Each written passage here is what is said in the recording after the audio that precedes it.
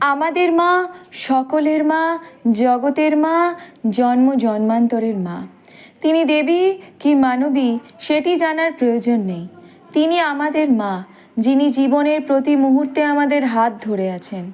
কখনো কখনো তিনি অবগুণ্ঠিতা, কিন্তু লীলা থেকে নিত্য এবং নিত্য থেকে লীলা, সবখানেই তার স্বচ্ছন্দ যাতায়াত। তিনি বলেন, আমার শরৎ যেমন ছেলে, এই আমজাদও তেমন ছেলে। সর্বভূতে তিনি ব্রহ্ম দর্শন করেন। সেই স্বামী শারদানন্দজির কাছেও মাই একমাত্র সত্য বলে প্রতিভাত হন, কারণ মা বই তো আর কিছুই নেই। তেমনি দুমুঠো ভাতের কাঙাল আমজাদের কাছে মাই একমাত্র সত্য, কারণ আর কারো এত দরদ আমজাদ কখনো দেখেনি। আমাদের মা সবার মা, তিনি সতেরো মা, অসতেরো মা। তার কাছে তো আপেক্ষিক জগতের ভিত্তিতে মাপা সৎ অসতের কোনো মূল্যই নেই। সবাই তাঁর সন্তান, আমরাও মায়েরই সন্তান। তিনি কালী কি জগদ্ধাত্রী, লক্ষ্মী কি সরস্বতী, এটি না জানলেও চলবে। তিনি আমাদের মা, সবসময় আমাদের হাত ধরে আছেন।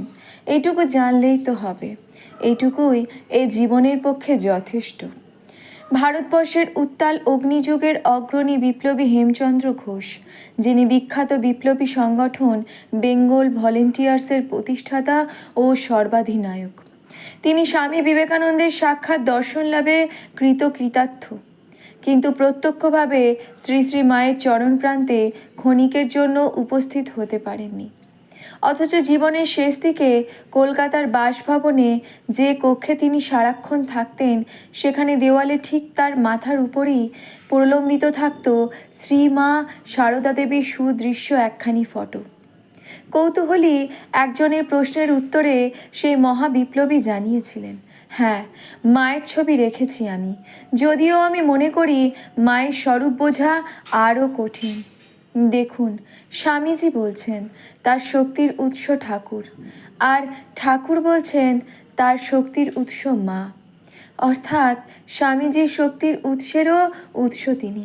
স্বামীজি তো তাই মাকে ঠাকুরের উপরে স্থান দিতেন, বলতেন জ্যান্ত দুর্গা। এমনি যে দুর্গার বর্ণনা আমাদের শাস্ত্রে আছে, তা কল্পনা করতেই মাথা ঘুরে যায়, তার উপর আবার জ্যান্ত দুর্গা।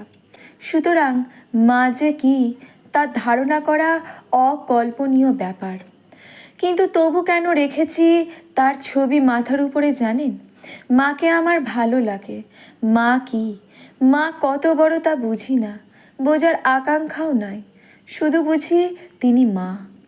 বিপ্লবী হেমচন্দ্র ঘোষ আরও বলেছিলেন, বিপ্লব আন্দোলনের সঙ্গে ঘনিষ্ঠ যোগাযোগ আছে।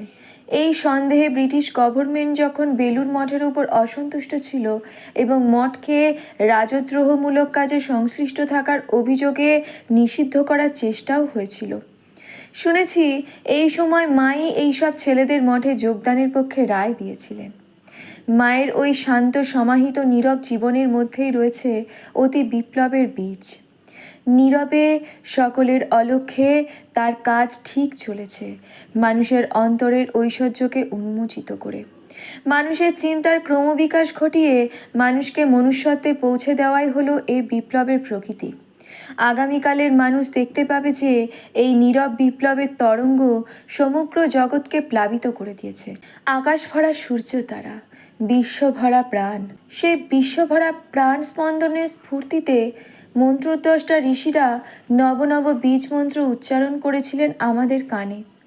সেই মহামন্ত্রের সমষ্টিরূপে একালে আত্মপ্রকাশ করেছেন এক দেবী, একটি প্রজ্জ্বল আলোকময় সত্তা।